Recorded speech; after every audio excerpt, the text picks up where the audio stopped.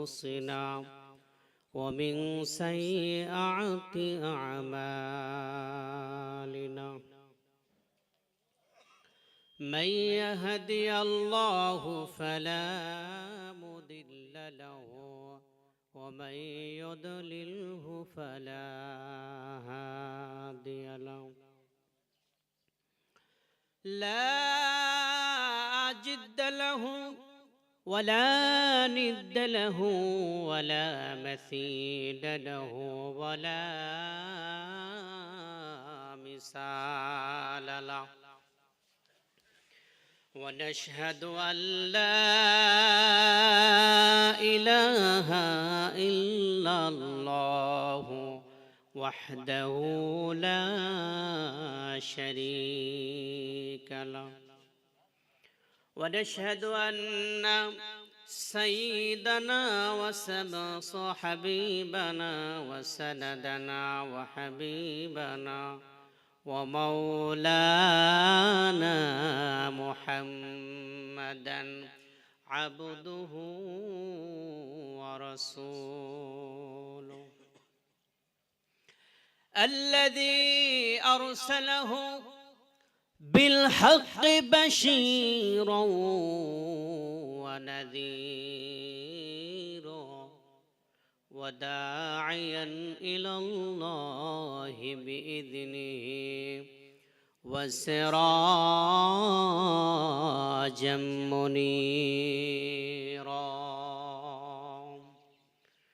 فقد قال الله تعالى في كلامه المجيد والفرقانه الحميد ورشد بولين شكله أعوذ بالله من الشيطان الرجيم بسم الله الرحمن الرحيم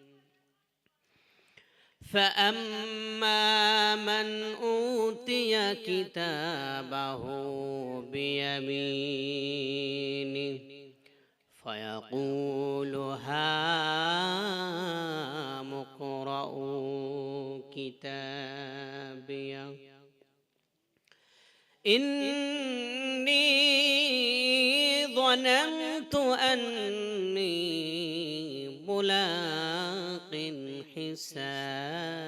حسابيه ولم أدر ما فهو في عيشة راضية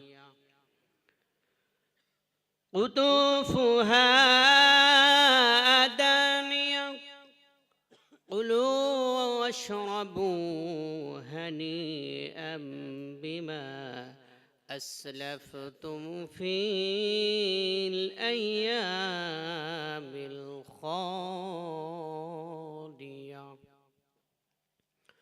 وقال في آية أخرى يومئذ تحدث أخبارها صدق الله العظيم وصدق رسوله النبي الكريم ونحن ذلك من الشاهدين والشاكرين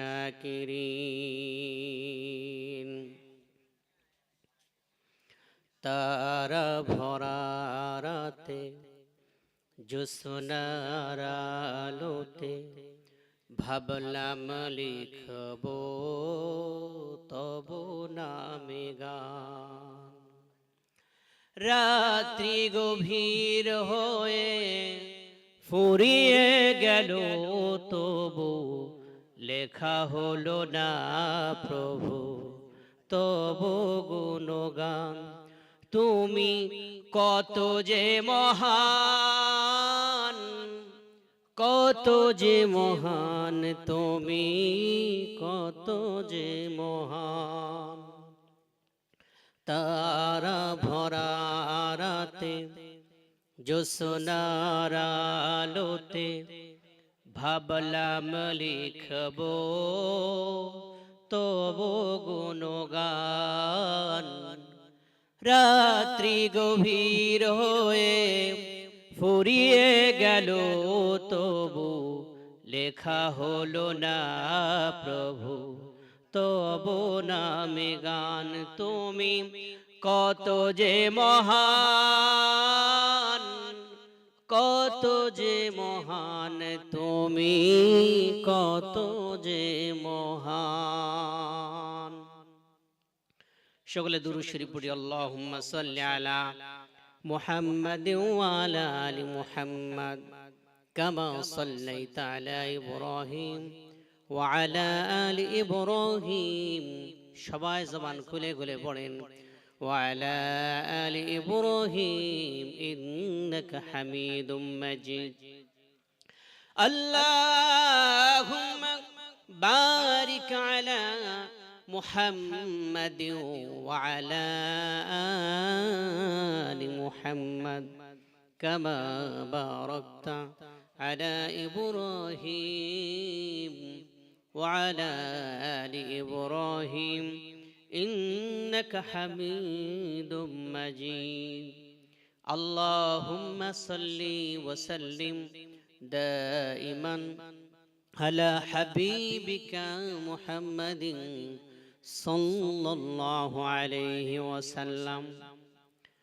বাটকামারি ওলামা তলবা কর্তৃক আয়োজিত আজকের ওয়াজ দোয়ার মাহফিলের সম্মানিত সভাপতি, মঞ্চে উপবিষ্ট সম্মানিত ওলামায়ে কেরাম, আমার সামনে বসা মুরাব্বিনে ইজাম, যুবক ভাইরা, পর্দার আড়ালে বসা মা ও ভগ্নীগণ, সবাইকে জানাই আমার অন্তরের অন্তরস্থল থেকে মোবারকবাদ এবং সর্বাগ্রে সে মহান রব্বে কারিমের দরবারে শুকরিয়া জ্ঞাপন করি যে মহান রব্বে কারিম এটা একটা ছাত্রদের অনুষ্ঠান।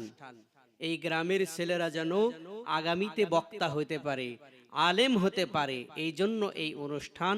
আর এই অনুষ্ঠানে আমাদের জান্নাতের বাগানে সবারকে বসবার তৌফিক দান করেছেন, এই জন্য চিৎকার করে সে রবের দরবারে কালিমাতে শুকর আদায় করি, বলি আলহামদুলিল্লাহ। এখানে বসতে পেরে নারাজ না বেরাজ, খুশি নাকি নারাজ? আসলে বক্তা মানে আমরা বুঝি কি যে বক্তা সেই একটা কণ্ঠ দিয়ে ওয়াজ করবে, আর সকালবেলা গিয়ে বলবো বক্তা একটা আইছিল, এরকম হলো আমাদের ওয়াজ মাহফিল হয়ে গেছে এখন। আসলে এই ওয়াজ মাহফিল থেকে আমি আমার জীবনে কি নিলাম, এটা কিন্তু এখন মুখ্য উদ্দেশ্য না, ঠিক না? আজকে কোরআন এবং হাদিস থেকে কিচ্ছা কাহিনী না, কোরআন এবং হাদিস থেকে আমাদের বাস্তব জীবনে কি কি করার দরকার এই বিষয়ে কিছু গুরুত্বপূর্ণ আলোচনা করব, আল্লাহ যদি তৌফিক দান করে। আপনারা থাকবেন না ইনশাআল্লাহ? মোনাজাত করে বাড়ি যাবেন তো ইনশাআল্লাহ? আমার জন্য আপনারা দোয়া করবেন যেন আল্লাহ কোরআন এবং হাদিস থেকে সহি সহি কথাগুলো বলার তৌফিক দান করেন, বলেন আমিন। আচ্ছা বলুন দেখি, এই পৃথিবীতে আমরা এক সময় ছিলাম, এখন আসি, সামনে থাকবো। বাপ মা চলে গেছে, কারো আছে, কারো চলে গেছে। এই পৃথিবী থেকে আমাদের সবাইকে একদিন পরকালে পাড়ি জমাতে হবে, ঠিক না ঠিক? এটাই তো সত্য, সত্য না মিথ্যা? পৃথিবীতে যত সত্য জিনিস আছে তার মধ্যে মহাসত্যের নাম হলো মৃত্যু, ঠিক না ঠিক? আল্লাহর আদালতে সবাইকে দাঁড়াতে হবে, ঠিক না ঠিক? তাহলে এই দুনিয়াতে আসার পরে এত বাহাদুরি কেন? এই দুনিয়াতে চেয়ার নিয়ে এত মারামারি কেন? জমি নিয়ে এত ঝগড়ার ফাসাদ কেন? এই দুনিয়া কয় দিনের? মনে মনে দাপটগিরি দেখায়, এই দুনিয়ায় মনে হয় চিরদিন থাকতে হবে। আমি যা করছি আমাকে কেউ দেখছে না, আমি যা করছি আমাকে কেউ বুঝছে না, আমি আমার দাপটে চলছি। কিন্তু মানুষকে কথা স্মরণ রাখার দরকার, আমি যা কিছু করছি না করছি, ভালো মন্দ যত কিছু করছি, এই সব কিছুর চারজন সাক্ষী থেকে যায়। কয়জন? কয়জন? আমার ভালো কাজ অথবা খারাপ কাজের কয়জন সাক্ষী থাকে? সুতরাং আল্লাহর দেওয়া জমিনে আল্লাহর রিজিক খাওয়ার পর যদি আমরা নাফরমানি করি, চারজন ব্যক্তি, চারজন জিনিস, চারটা জিনিস আল্লাহর আদালতে আমার বিপক্ষে সাক্ষী দিবে। সেদিন আমার নাজাতের কোনো উপায় থাকবে না। দুনিয়ার সম্পদ, অর্থবিত্ত, চেয়ার আর দুনিয়ার বৈভব কোনো কিছু আমাকে বাঁচাতে পারবে না। সম্মানিত উপস্থিতি, সুতরাং আমি যা কিছু করছি আর না করছি, কয়জন সাক্ষী বলুন? সর্বপ্রথম সাক্ষীর নাম হলো জমিন। সর্বপ্রথম সাক্ষীর নাম কি?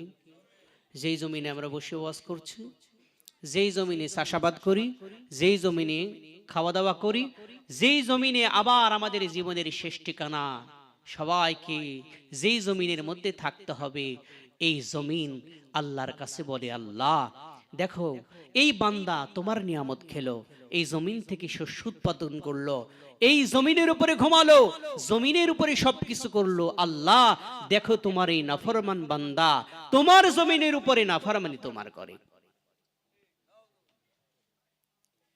এই জমিন আল্লাহর কাছে বিচার দিবে, আল্লাহ এই বান্দা তোমার জমিনের মধ্যে আমার গায়ে, আমার শরীরের মধ্যে চলাফেরা করে, তোমার নাফরমানি করে। আল্লাহ বলেন, জমিন আল্লাহর কাছে বিচার দেবে, মাওলা ওগো মালিক, তোমারই পাপিষ্ঠ বান্দা আমার জমিনের মধ্যে, আমার মধ্যে বসে বসে অপরাধ করে, মালিক তুমি এই পাপিষ্ঠ ব্যক্তিকে আমার জমিনে, আমার শরীরে চলার ক্ষমতা দিও না, তাকে আমার ক্ষমতা দাও, আমি যেন এই বান্দাকে আমার মধ্যে গ্রাস করে ফেলতে পারি। আমার ভাইরা, আল্লাহ জমিনকে বলে, ও জমিন তুমি একটু শান্ত হও, এই বান্দাকে আমি একটু সুযোগ দিই, দেখি সে আমার দিকে ফিরে আসে কিনা। কিন্তু আমরা এমন কপাল পোড়া, এমন কপাল পোড়া রে, যে আমরা আল্লাহর দিকে ফিরে আসি না, নাফরমানি করতে করতে আমাদের জীবনটা শেষ হয়ে যায়। আল্লাহ তাআলা পবিত্র কোরআনে বলেন, এই জমিন আমার বিপক্ষে সাক্ষী দিবে। ইয়াউমা তুহাদ্দিসু আখবারাহা বিআন্না রাব্বাকা আওহা লাহা, এই জমিন হাসরের ময়দানে বলবে, সব সংবাদগুলো জানাই দিবে আল্লাহ। বাটকে মারির জায়গায় বসে বসে নীরবে নিভৃতে রাত্রে বেলা, কেউ যখন জমিনে দেখে নাই, হেঁটে হেঁটে পা দিয়ে হেঁটে হেঁটে অমুক জমিনে গিয়ে অমুক জায়গায় অপরাধ করেছে। তিরমিজি শরীফের 2429 নম্বর হাদিস, রাসূল সাল্লাল্লাহু আলাইহি সাল্লাম সাহাবাদেরকে নিয়ে বলে, আমার সাহাবারা তোমরা কি জানো জমিনের সাক্ষীটা কি? সাহাবারা বললেন, না রাসূলুল্লাহ জানি না। কি বলেন না, জমিনের সাক্ষীটা কি? আল্লাহু রাসূলুহু আলাম, আল্লাহ রাসূল ভালো জানেন। আল্লাহর নবী বলেন, বিশ্ব নবী মুহাম্মদুর রাসূলুল্লাহ, সবাই বলেন সাল্লাল্লাহু আলাইহি ওয়াসাল্লাম, তিনি বলেন, আল্লাহর আদালতে জমিনে মামলা করবে, বলবে, আল্লাহ বাটকে মারির অমুক ব্যক্তি তোমার নিয়ামত খেয়েছে, জমিনের উপরে ঘুমিয়েছে, জমিন থেকে শস্য উৎপাদন করেছে মালিক, ও মালিক, আর ওই ব্যক্তি জমিনের উপরে বসে বসে আমার নাফরমানি করেছে, তোমার নাফরমানি করেছে। আচ্ছা বলুন দেখি, যেই জমিনে বসে আল্লাহ নাফরমানি করলেন, এই জমিন যদি আল্লাহর আদালতে মামলা করে, বাঁচার কি কোনো উপায় আছে? সবাই বলেন, বাঁচার উপায় আছে? বাঁচার কোনো উপায় নাই। এই জন্য যদি আমরা অপরাধ করতে চাই, একটু ভাবেন কোন জমিনে বসে বসে অপরাধটা করলাম, কোথায় বসে বসে অপরাধ করলাম। ওই জমিন তো আল্লাহর আদালতে আমার বিপক্ষে মামলা দায়ের করবে, আল্লাহর আদালতে জমিন থেকে কেমনে বাঁচবো? আমার ভাইয়েরা, 2 নম্বর, আমার ভালো বা মন্দের 2 নম্বর সাক্ষী হলো ফেরেশতারা। 2 নম্বর ফেরেশতাকে, 2 নম্বর সাক্ষীকে সবাই বলেন। আচ্ছা বলুন দেখি, কোথায় যদি সিসি ক্যামেরা লাগানো থাকে, সিসি ক্যামেরা লেখা থাকে যে এই অঞ্চলটা সিসি ক্যামেরা দ্বারা সংরক্ষিত, নিয়ন্ত্রিত, তখন আমরা কি করি? আমরা সাবধানে চলি না? অথচ আল্লাহ তাআলা আমাদের কান্দের মধ্যে 2জন সিসি ক্যামেরা, 2টা সিসি ক্যামেরা ফিট করে রাখছে। আল্লাহু আকবার। 30 নম্বর পারার সূরা ইনফিতারের 10, 11, 12, 13, 14 নম্বর আয়াত আল্লাহ বলেন ইন্না আলাইকুম লাহাফিজিন, ও আমার বান্দা, আমি তোমার দুই কাঁধের মধ্যে আমি দুইজন সংরক্ষণ ফেরেশতা নিযুক্ত করেছি। কিরামান কাতিবিন,